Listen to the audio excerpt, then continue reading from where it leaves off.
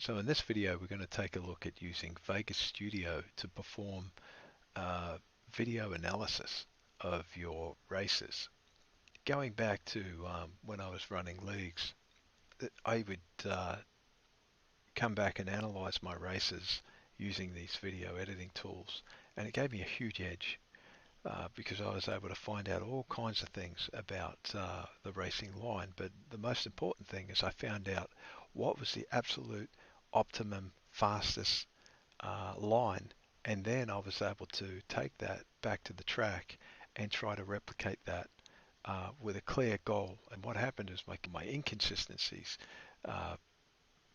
came way down, and my consistency went way up, and I was able to hit just about every lap, if I wasn't trying to pass someone or something like that, just within a tenth of my fast lap over and over and over again.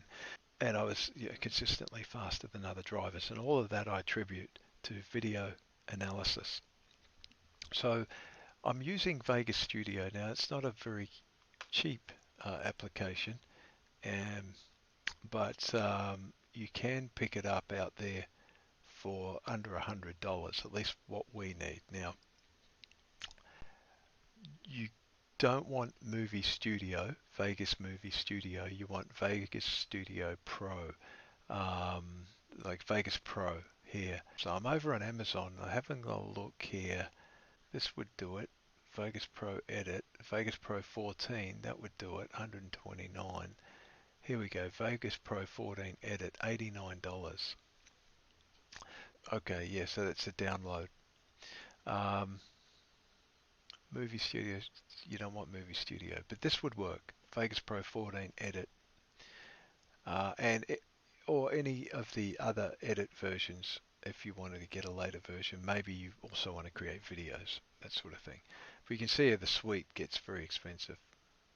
Anyway, another option is to head over to eBay and look for Sony Vegas Pro, and you can sometimes pick up second-hand versions and download versions and come in under 89. But any version above 14 should work. Sony Vegas Pro 18 for $16. Now look, I don't know the legitimacy of software on eBay. I have a suspicion that there's a lot of piracy and stuff goes on over here. I'm not sure how they get their prices down so low compared to Amazon. Alright, so that's the first thing, getting the software. The other thing that you're going to want is a camera, and I use Gopro cameras, and I use an older version of a GoPro, the Hero 1. I've had this since this was the latest thing. I do have later versions of this camera, but this works fine. It gets me a 60 frame per second capture rate on its lowest setting, and that's all I need. So any GoPro camera will do the trick. Now, there are other versions or copies of these sorts of cameras. I'm not sure the pros and cons of them, but I will say you want to have some sort of electronic stabilization in the camera, or else it's going to be very jittery as as you travel through the track. So get some sort of stabilization if you are going to get an alternative camera. You're going to want the basic camera mounts. You can see I have one of these little things, and there are these sticky tab things that, like if we look at this collection here, these things here, these red and black things, are mounts that stick to your helmet and allow you to attach the helmet to your, so I should say, allow you to attach the camera to your helmet. I find that very handy. It's easy to jump in a cart, get going, and and you're off and running. If you're on an outdoor kart, you might want to attach your camera.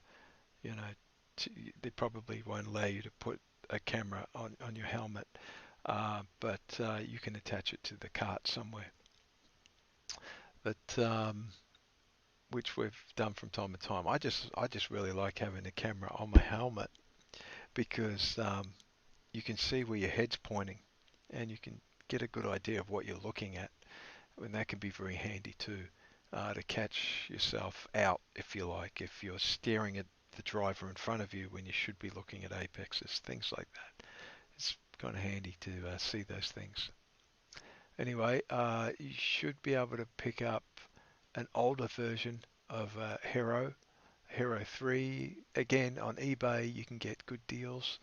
Um, Although I'd probably go with Amazon because then you can get all the mounts and things that you need, and you don't have to worry about uh, missing parts and broken parts and things. Anyway, so a GoPro camera, anything that will, and anything back to the Hero will allow you 60 frames a second. So I think some of these will give you even higher frame rates than that, 100 frames per second and things, and that's awesome. You want that. All right. So in the next video, we're going to have a look at actually using the software, and we're going to do some analysis of a race.